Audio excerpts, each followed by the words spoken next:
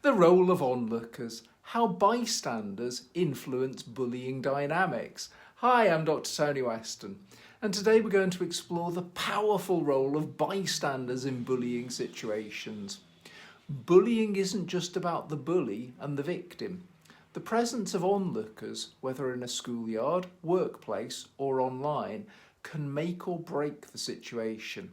In this video, we'll delve into the psychology of bystanders, how their actions or inactions influence bullying, and how we can empower onlookers to intervene effectively. So firstly, the bystander effect and diffusion of responsibility. One of the most well-known concepts in psychology when it comes to bullying is the bystander effect. The bystander effect refers to the phenomenon where individuals are less likely to offer help to a victim when other people are present. The more witnesses there are, the less likely it is that any one person will step in. This is due to something called diffusion of responsibility. Each person assumes that someone else will intervene. This diffusion of responsibility can happen in schools, workplaces, and even online. People may witness bullying or harassment, but convince themselves that someone else will handle that. That's not my responsibility. This leads to inaction, which can empower the bully and further isolate the victim. So secondly, psychological and emotional dimensions of bystanders. For many bystanders, the decision to stay silent or act comes down to a conflict between empathy and fear. On one hand, they may feel a strong sense of compassion for the victim, but on the other hand, they fear becoming the target themselves if they intervene. This is especially true in environments where bullying behaviour is normalised, such as workplaces with poor leadership or online platforms where trolls thrive. Bystanders may experience cognitive distortions, like catastrophising, where they believe intervening will result in severe consequences for themselves. This fear of retaliation can override their sense of responsibility or desire to help. At the same time, they may engage in self-justification, convincing themselves that their inaction is justified to avoid harm. 3. Social and cultural reinforcement of bullying. In many cases, social and cultural factors reinforce the idea that bullying or aggression is acceptable. In certain environments, bullies may be admired for their confidence or power, and intervening could make the bystander feel socially isolated. This is particularly evident in online spaces where trolling is often encouraged or rewarded with likes, shares, or attention.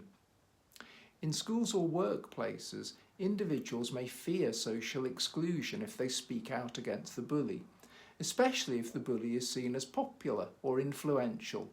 This reinforces the cycle as the bully becomes more emboldened and the victim more marginalised. Fourthly, the role of identity and marginalised groups. Let's not forget the impact of identity-based bullying. For individuals from marginalised groups, whether due to racism, sexism, classism or other forms of discrimination, their experiences of bullying may be downplayed or ignored by bystanders.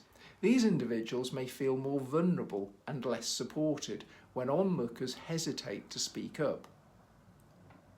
Bystanders in these situations may struggle with their own biases or be unaware of how systemic discrimination shapes their responses.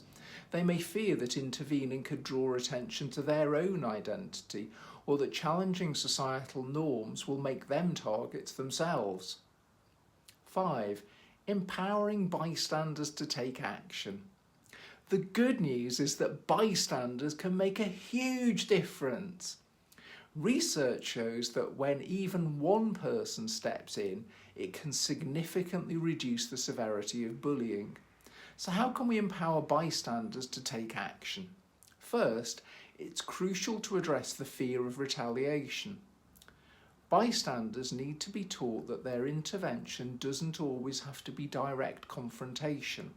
They can offer support to the victim privately, report the bullying to authorities, or band together with others to create a collective response.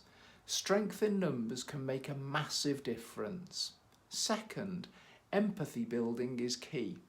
Programs that encourage individuals to develop greater empathy for victims and recognise the harm caused by inaction can help shift cultural norms.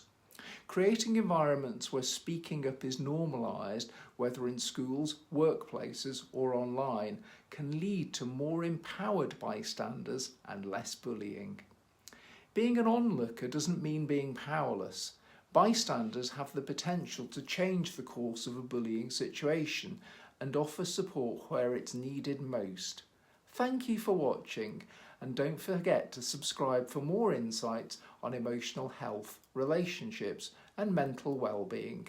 This is part of a series about bullying. I encourage you to watch the other videos in this series. Thanks for watching.